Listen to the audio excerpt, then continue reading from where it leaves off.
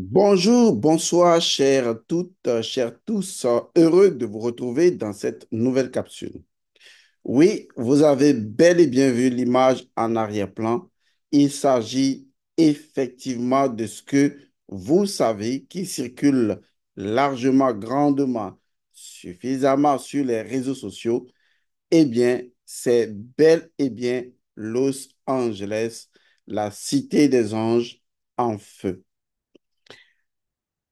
Bonjour, bonsoir, que les bénédictions soient. Je m'intéresse à la situation de Los Angeles, cette partie de Los Angeles qui est complètement cramée, qui est complètement en feu, des résidences luxueuses, des biens de valeur inestimable, des populations déplacées, des milliers de villas brûlées. Los Angeles en feu.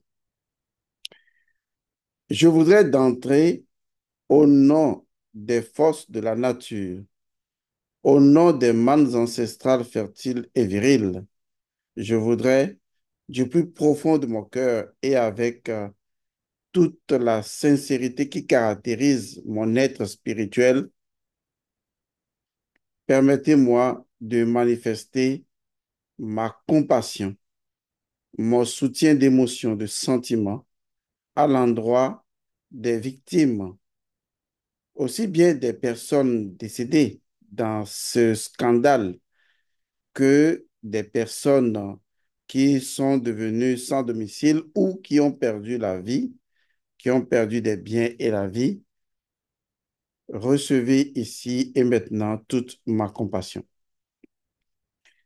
Si je m'intéresse à la situation de Los Angeles, c'est pour en extraire une valeur spirituelle importante. Importante pour toute la communauté africaine et extra-africaine, pour tout le monde entier, pour que nous comprenions ce qu'il se joue sur cette planète bleue. Je voudrais donc adresser un message spirituel à partir de cette situation. Et bien sûr, chacun fera, disons, son petit beurre, la question là-dessus. Les journalistes par ici, les autres par là-bas, les politiciens par ici. Chacun fera son petit beurre. Mais ce qui m'intéresse, c'est d'aller en profondeur, voir réellement les principes premiers en exergue, ce qu'il se joue spirituellement, pour que ceux qui sont acquis à la connaissance ancestrale, à la spiritualité ancestrale, puissent commencer à se préparer, à savoir réellement quel est le chemin qu'il faudra se tracer dans ce monde, sur cette petite planète. Ceci étant dit,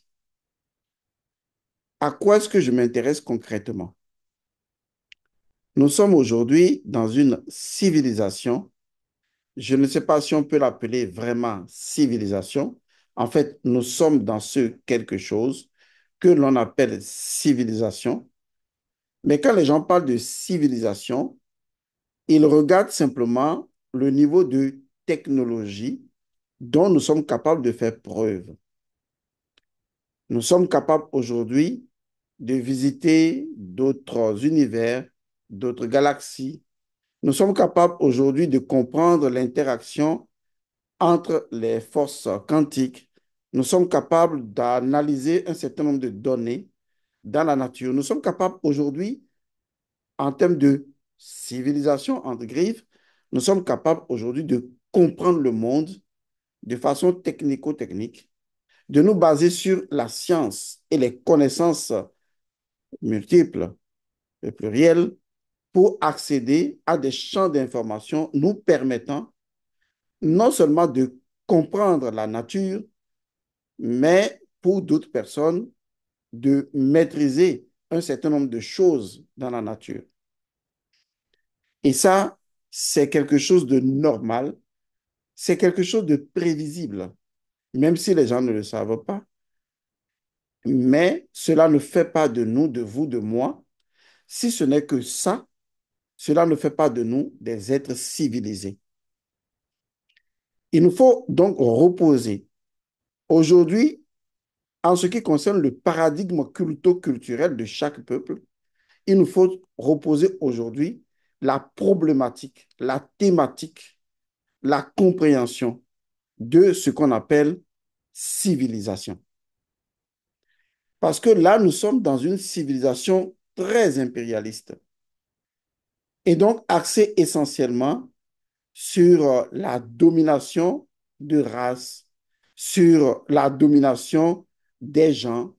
Et vous vous rappelez naturellement l'histoire de la Bible, lorsque les paroles de la Bible font dire à un Dieu de la Bible qui aurait dit aux hommes qu'il aurait créé le sixième jour, dominer sur les créatures, dominer, dominer, dominer. Cette expression n'est pas de la spiritualité ancestrale.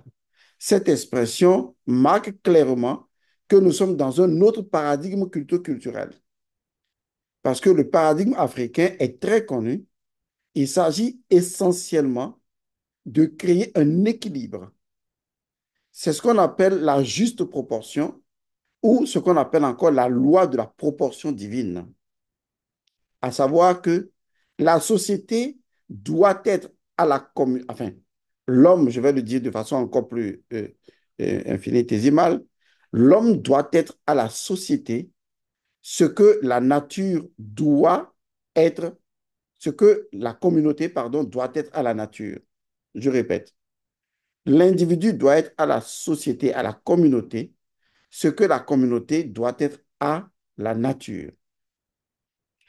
Or, ce que la communauté doit ou est censée être à la nature repose essentiellement sur la maths, car il est impossible de parler dans le concept africain de communauté sans faire découler la communauté même et son concept de l'identité mahatique. Ce n'est pas possible, car il n'y a pas et il n'y aurait jamais de communauté sans la Maat, car la communauté repose sur les morceaux du corps d'Osiris. Or, Osiris est fondamentalement mahatique. C'est pourquoi je dis que l'individu est à la communauté ce que la communauté est à la Maat, si vous le voulez. C'est ce qu'on appelle la loi de la divine proportion. Et c'est une loi ou la loi fondamentale de l'équilibre universel. C'est ce que beaucoup de personnes se plaisent à appeler la norme universelle. Et donc, il n'y a pas de civilisation pour les communautés négro-africaines, il n'y a pas de civilisation sans justement la Maat. La Maat est le fondement même de la civilisation et la Maat est la civilisation. Et donc, si je veux parler de civil, de société, je ne peux pas exprimer ces concepts sans parler de la maths, sans parler des lois de la maths. Et je ne peux pas parler de Mei, Ma. Je ne peux pas en parler à partir du moment où je ne vais pas à la conquête de quelque chose de plus profond encore, que les anciens Africains, les anciens Égyptiens ont appelé Isis. Et que Blavatsky va nommer dans son magnifique livre Isis dévoilée, c'est-à-dire la gnose.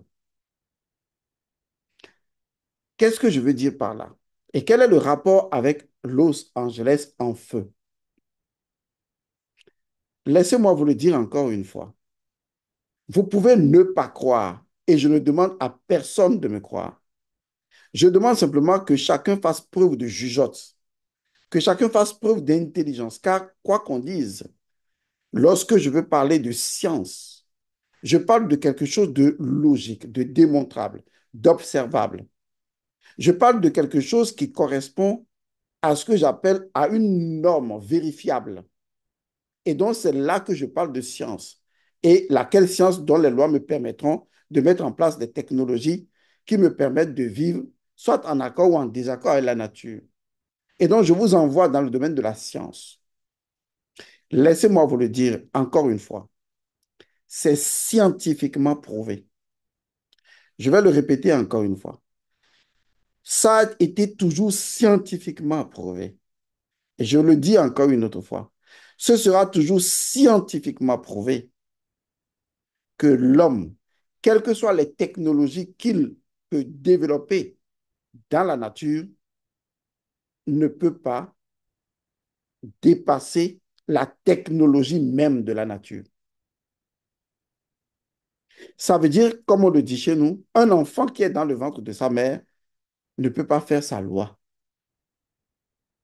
Cela s'entend si bien que à partir du moment où, et je l'ai dit dans les cours de base pour ceux qui suivent mes enseignements, à partir du moment où l'être humain ne peut pas inventer des lois en dehors de la nature, mais qu'il est obligé d'utiliser les lois de la nature pour créer même des choses artificielles, scientifiques et technologiques, alors, d'une manière ou d'une autre, il peut se gosiller de toutes les façons possibles. Il y a une donnée que la nature possédera toujours qui lui échappera. Il y a cette dimension occulte, cette dimension cachée, cette dimension secrète de la nature, cette dimension qui fonde les lois de la nature, cette dimension à partir de laquelle la nature fabrique elle-même ses lois, car il y a les lois de la nature, mais au niveau du principe premier de la nature initie même de nouvelles lois qui ne sont pas encore connues, parce que la nature possède cette fondamentale disposition, prédisposition de s'adapter. Et il faut des lois de l'adaptation qui créent de nouvelles lois permettant à la nature de s'adapter et de se transcender. Et donc, quelles que soient les technologies que l'homme peut développer, eh bien, il ne peut pas assujettir la nature. Il peut vivre l'illusion. Il peut vivre dans l'illusion de dominer telle partie de la terre, telle partie, portion de la nature. Mais c'est comme l'eau. Vous lui faites barrage sur sa voie, elle trouvera un autre moyen et elle va créer des dégâts. La nature est une force fondamentale. Nous sommes à l'intérieur de l'utérus de la nature. Chaque fibre, chaque atome, chaque milli de notre corps énergétique et de notre corps physique est façonné par des lois de la nature, dont nous sommes nature. Nous sommes la nature dans la nature. Et toutes les choses que nous fabriquons, eh bien, sont obligées de s'annexer, de s'adosser, d'être fondamentalement ancrées dans la nature, sur les lois naturelles, pour pouvoir exister. Et donc, en étant à l'intérieur de l'utérus de la nature, même si nous croyons maîtriser certaines portions de certaines parties des lois et donc des espaces de la nature, il y a toujours cette dimension de la nature que j'appelle la nature occulte, qui échappera toujours à l'homme. Et donc, vous ne pouvez pas prétendre utiliser les lois de la nature pour dominer la nature à l'encontre de la nature. Un peuple qui peut raisonner comme ça, un peuple qui peut réfléchir comme ça, il n'y a que les peuples sauvages qui réfléchissent comme ça. Est-ce que vous voyez? Ce sont des peuples sauvages qui réfléchissent comme ça. Ce sont des peuples sauvages qui pensent, par exemple, que c'est sans conséquence de changer le sexe d'un homme en une femme et le sexe d'une femme en un homme. Il n'y a que des peuples sauvages pour faire ça. Est-ce que vous voyez? Un peuple sauvage, c'est un peuple qui va à l'encontre même des lois de la Maat et qui prétend que les lois que lui, il impose, qui sont des lois anti-maatiques, des lois isphétiques, peuvent avoir droit de cité au sein de la nature, contre la volonté même de la nature et que la nature n'y peut rien. Il n'y a que les peuples sauvages qui pensent comme ça. Ce sont également les peuples sauvages qui pensent à la colonisation, parce que ce sont des peuples qui pensent de façon court-termiste, parce que ce sont des peuples arrogants qui se surestiment en pensant que ça ne finira jamais la colonisation.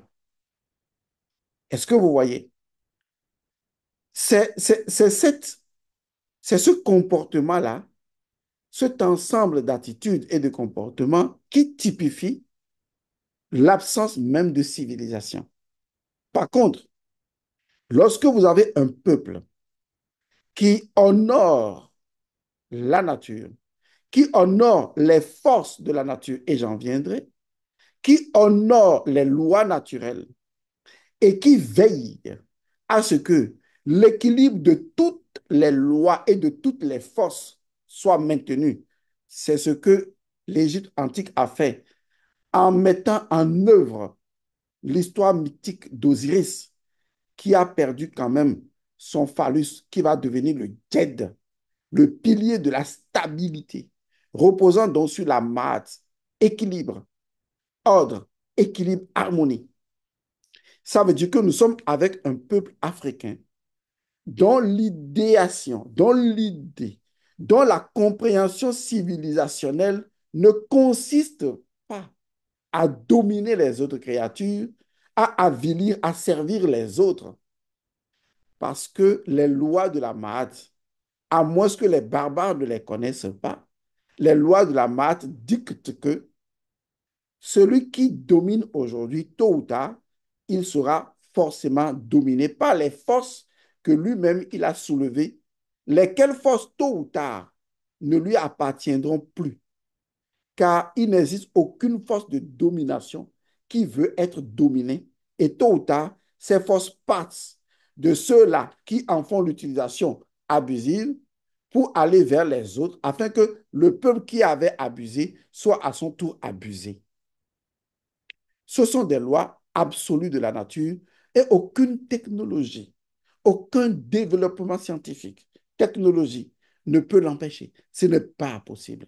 La loi, elle est ainsi exprimée. Ce que tu fais, te fait. C'est comme ça. Donc, en résumé, il n'y a que les peuples imbéciles, les peuples sauvages, les peuples dysfonctionnels, les peuples non civilisés qui pensent être en mesure de dompter et de dominer la nature et de la vilir et de mettre la nature à l'ordre de leurs désirs, de leurs passions et de leur obscurantisme. Ce sont des personnes, ce sont des peuples qui n'ont pas de père, qui n'ont pas de mère, donc barbares et naturellement bâtards. Car si tu sais que tu as un père et que tu as une mère, d'instinct, quand tu sais que tu ne peux pas te passer de ton père et que tu ne peux pas te passer de ta mère, d'instinct, eh bien d'instinct, la nature est ton père, la nature est ta mère, tu ne peux pas décider de lui tordre le cou. Regardez ces peuples-là, que je ne veux pas nommer, qui se reconnaîtront. Ce sont des gens qui sont capables de dire, si un jour ton père te dit, ne change pas de sexe, alors que toi, tu veux changer de sexe, viens nous voir, on va enlever à ton père l'autorité parentale. Et donc, tu peux être le père de ton enfant de façon biologique et donc naturelle, mais une société peut se prévaloir au-dessus de la nature et décider que toi, tu n'es plus le père ni la mère de ton enfant et penser qu'une telle décision pourrait annuler le fait naturel que tu es le père et que tu es la mère de l'enfant. Est-ce que vous voyez l'absurdité, l'incongruité de la réflexion d'un tel peuple? C'est pour cette raison que je m'en vais vous instruire sur ce qui se passe à Los Angeles. Détrompez-vous, ce n'est pas ce que vous croyez que je vais dire que je vais dire. Voici ce que je vais vous dire. Le seul peuple civilisé, c'est l'Égypte antique. Les seuls peuples vraiment civilisés, ce sont les peuples africains. La civilisation ne se mesure pas à la capacité à faire envoyer voler un avion dans l'espace, mais se mesure à la capacité sous forme de proportionnalité que l'individu a d'utiliser les lois de la Mahat qui rendent compte de l'humanité, de l'humanitude de l'individu. Donc un peuple vraiment civilisé, c'est un peuple bantou. Et je ne parle pas des bantous, je parle de peuple bantou, c'est-à-dire des vrais hommes, des êtres humains, des véritables. C'est-à-dire des individus qui sont capables de comprendre que ne peut être civilisé qu'un peuple qui honore intégralement la Ma'at. C'est ça un peuple civilisé. Autrement, tout le reste, c'est du superfétatoire, du verbiage sur mesure, de la propagande inutile. Et certes, ça marchera pour quelque temps, parce que les êtres humains n'ont qu'une conscience court-termiste, mais les lois de la nature sont pratiquement ou presque éternelles. Et tôt ou tard, la nature vous fera prévaloir sa loi. Et une fois encore, elle vous fera retourner à l'état du sauvage que vous êtes. Et quand vous êtes sauvage, on vous retourne à la sauvagerie. C'est ce que vous êtes que la nature exprime. Je veux dire par là une chose très importante. Un peuple qui est civilisé, c'est un peuple qui honore la Ma'at. C'est aussi simple que ça. Et non un peuple qui a une bombe atomique, qui a... Non, non, non, c'est pas ça un peuple civilisé. Il faut qu'on soit vraiment, qu'on soit d'accord entre nous, les différentes compréhensions culturelles, qu'on s'entende pour savoir réellement quelle est la définition et non accepter une définition qui nous est vendue sur l'indice économique, l'indice commercial, l'indice technologique, qui fonde une société civilisée. Et bêtement, les Africains s'enregistrent dans ce type de registre qui ne correspond pas à l'idéation des ancêtres en ce qui concerne un peuple civilisé. Je vais vous dire ce qui s'est passé concrètement, non pas par rapport à Los Angeles, mais par rapport à nos ancêtres, pour qu'ils soient arrivés définitivement à commencer à s'agenouiller. Suivez-moi bien, à commencer à s'agenouiller, à commencer à s'agenouiller et à lever les mains au ciel en forme de chou, le dieu chou, ou de Ankh ou de Ka, pour dire, à partir d'aujourd'hui, nous reconnaissons que les forces de la nature ne sont pas des choses, mais ce sont des êtres vivants. Ce sont des puissances vivantes. Et que, en toute conscience, nous prenons l'engagement d'honorer dans notre conscience. Nous leur prêtons allégeance, nous leur présentons des vœux, des souhaits, des offrandes pour apaiser le courroux des forces. Tous les peuples qui sont des peuples, je vais les qualifier de peuples souches, de peuples ayant duré, vraiment duré sur la terre. Je ne parle pas de certaines personnes qui sont arrivées il y a quelques milliers d'années, non. Je parle des peuples anciens, comme le peuple africain. Lorsque vous allez vers ces peuples, les peuples de grottes, les peuples qui possèdent des nains, des peuples souterrains, lorsque vous allez vers ces peuples, les pygmées, et que vous leur posez des questions, vous comprendrez qu'en fait, entre un peuple ancien et la civilisation, il peut y avoir même, vraiment même, de compatibilité. Parce que plus un peuple est ancien, plus ce peuple est humble, il est moins arrogant.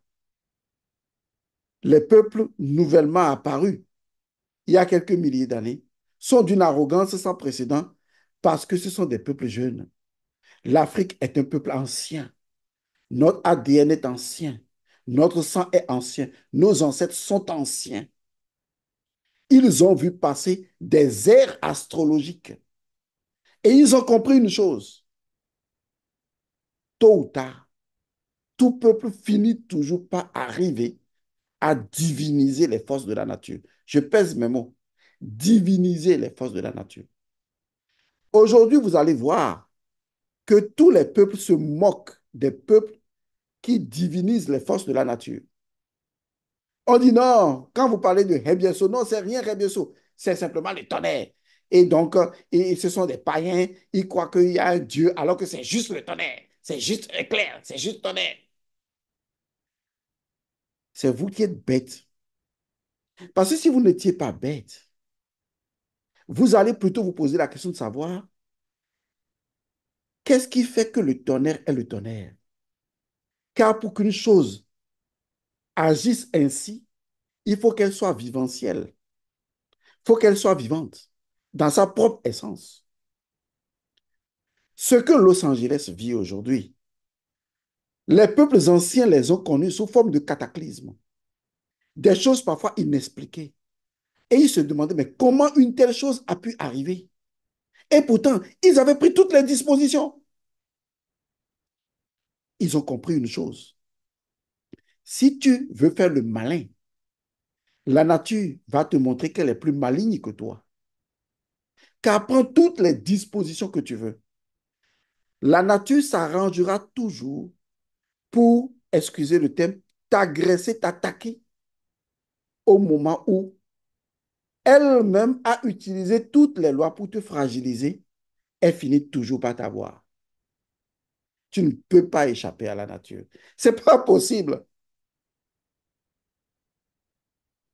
Et donc, les peuples anciens, suivez-moi bien, vous qui voulez être intelligents au moins, les peuples anciens étaient obligés. Ils ont connu la technologie.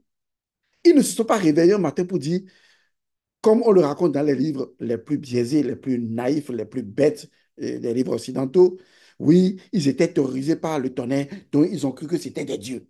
Non, c'est pas comme ça que nos peuples faisaient, pas du tout. Ils n'ont pas vu des éclairs, comme s'ils n'avaient jamais vu des éclairs. Ils ont dit non, c'est Dieu. Non, c'est faux.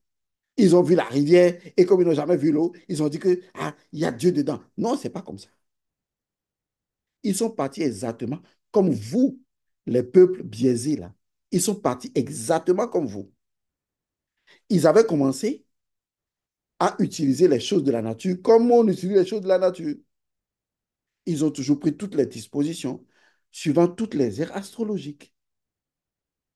Et ils se sont rendus compte que derrière les événements qui se produisaient dans le monde de l'existence, il y a des événements qui échappent totalement à la logique et au raisonnement. Et que ces événements, malgré toutes les dispositions, ne pouvaient absolument pas se produire. Et malgré tout, certaines choses échappaient complètement aux lois même qu'ils avaient mises en place, qu'ils croyaient connaître, et ces choses se produisaient quand même. Ils ont fini par comprendre qu'il y avait de la vie dans les forces de la nature. Et dans leurs recherches, ils ont compris qu'en fait, quatre forces fondamentales géraient la vie, mais que ce n'étaient pas des forces mortes, mais que ce sont des forces vivantes. C'est là qu'ils ont commencé à diviniser le feu, à diviniser l'eau, à diviniser l'air, à diviniser la terre, parce qu'ils ont vu comment ces forces agissaient.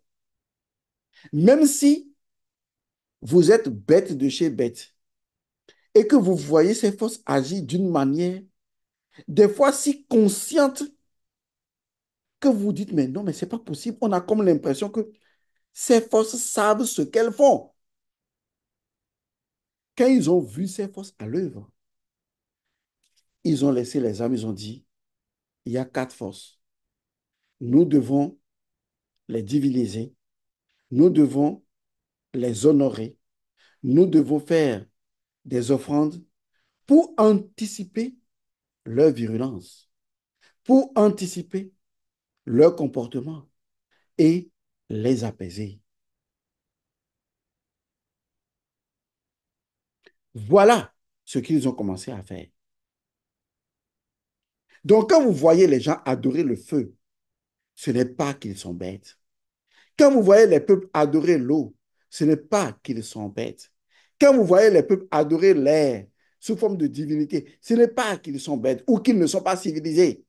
Ou quand vous voyez des peuples adorer la terre, ce n'est pas qu'ils sont des peuples non civilisés, non, ce sont les peuples les plus intelligents de la terre. Parce que ne peut se prévaloir d'intelligence supérieure que celui-là ou que ce peuple qui a la conscience de l'intelligence présente dans tout ce qui existe, même dans un grain de sable. Mais tout peuple qui se surestime d'intelligence en enlevant aux autres l'idée même d'une prédisposition intelligente propre à la structure d'une chose, prétendant que la seule intelligence proviendrait de l'intelligence humaine sans savoir comment est-ce que vous-même vous êtes venu à l'existence. Non seulement c'est de l'arrogance, mais c'est de l'ignorantisme absolu. Voilà ce qu'il se produit lorsque vous ne divinisez pas les forces. À un moment donné, que vous le voulez ou pas, vous pouvez sauter, descendre. Prenez toutes les dispositions que vous voulez. Nous sommes là devant des États-Unis, l'un des pays les plus puissants du monde, l'un des pays qui possède la plus grande technologie en termes d'avancée technologique. Mais le feu, Los Angeles a brûlé pendant des jours. Ils n'ont trouvé aucun moyen d'arrêter le feu. Ils arrêtaient des feux. Ils avaient toujours arrêté des feux. Ce n'est pas une question de budget insuffisant. Ce n'est pas une question de sécheresse. Non, c'est la nature qui vous dit encore ceci. J'ai coulé des civilisations passées, des civilisations qui étaient plus puissantes que vous, des civilisations plus arrogantes que vous. Et dans vos tests, vous avez qualifié ces civilisations de tours de Babel. Je vous ai démontré maintes fois, à travers les aires astrologiques, dont la durée de chaque ère est de 2160 ans et plus. Je vous ai démontré la cyclologie de la nature et je vous ai prouvé que sous la terre, sous vos pieds, vivent les décombres de civilisations antiques, aussi bien sous l'océan que dans les profondeurs volcaniques. Je vous ai dit tout ça. Vous avez appelé ça archéologie. Mais vous n'avez rien appris. Si j'ai enterré vos précédents, je peux vous enterrer. Si vous ne respectez pas les lois de la nature dans laquelle vous êtes, je vais vous enterrer. Et je vais enterrer avec vous votre arrogance, votre suffisance, votre incapacité à faire preuve d'intelligence, c'est-à-dire à reconnaître que toutes les choses de la nature, de par leur existence, procédant d'une essence, naissent d'une intelligence qui leur est propre, et que même le grain de sable est intelligent, et que par cela, si vous voulez faire preuve d'intelligence, reconnaissant l'intelligence propre à tout ce qui existe, et même à moi, la nature, alors vous atteindrez un niveau élevé d'une combinaison d'intelligence qu'on appelle la sagesse. Voilà un peuple civilisé. Voilà ce que Los Angeles, la cité des anges, même le nom qui lui est donné, n'a pas empêché une scène apocalyptique de se produire. Parce que même si le paradis va à l'encontre des lois de la nature, le paradis peut brûler. Ce que je dis peut vous faire mal, je m'en fous. Mais une chose est sûre, si nos ancêtres sont arrivés à faire de la nature une déesse divine puissante, pleine de magie, Isis dévoilée, détentrice de la Yeka, c'est qu'il y a une force primordiale à la nature, que la nature possède, et que vous ne pouvez pas posséder plus que la nature. Elle a sa magie, et elle finira par vous avoir, quelle que soit votre capacité à aller où vous voulez. Vous pouvez propulser un appareil dans le ciel après avoir pris toutes les dispositions, et un seul boulon peut faire éclater votre appareil. La nature vous dira toujours, tant que vous m'ignorez, eh bien, les choses vont se produire. Alors, je voudrais vous faire comprendre ceci. Il faut que tous les peuples reviennent fondamentalement à la métaphysique de la nature que j'appelle l'animisme. Les forces de la nature ne sont pas des forces mortes, ce sont des forces vivantes, conscientes d'elles-mêmes. Commencez à honorer la terre, commencez à honorer l'eau, commencez à honorer le feu et commencez à honorer l'air. Dans la messe que j'organise tous les dimanches, demandez à mes fidèles, nous honorons toujours les quatre forces de la nature. Parce que si jamais